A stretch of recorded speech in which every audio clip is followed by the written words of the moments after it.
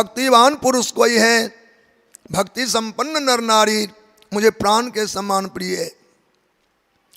तो भगवान भक्तिमान पुरुषों को, भक्तिमान संपन्न भक्ति युक्त नर नारी कोई भी भगवत प्रेमी हो, उनको भगवान प्राण से प्रिय मानते।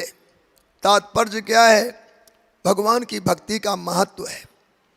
उन्हीं प्रेम को पाने के लिए हम सब हरिभक्त पावन गंगा जी के तट पर भागवती तीर्थ में अवगाहन कर प्रेम रसपान करना चाहते हैं, प्रेम पदार्थ पाना चाहते हैं, और इन्हीं मानव जीवन की सफलता भी है।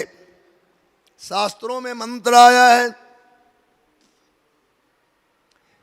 पुलाका इव धान्येषु पुत्यंडा विपक्षसु तद विधास्ते मनुष्येषु जेषाम धर्मो न कारण।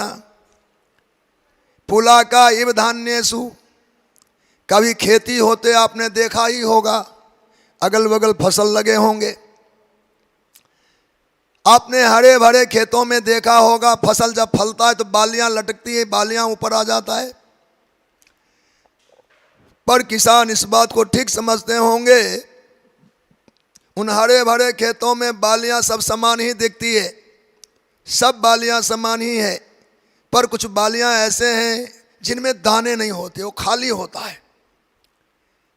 बाली तो है पर दाना नहीं है। उसको शास्त्रों में पुलाका कहा है, जिसको अपने देश में पोला कहते हैं, हिंदी में खोखला कहते हैं। बाली, हरे भरे खेतों में बालियां ही बालियां हैं, और वह बाली भी बाली की तरह ही दिखता है, पर बाली दिखता तो है पर दाने नहीं है, खाली है। तो उसको पुलाका, पोला या खोखला कहते, खाली कहते, रिक्त कहते। बाली है पर खाली है।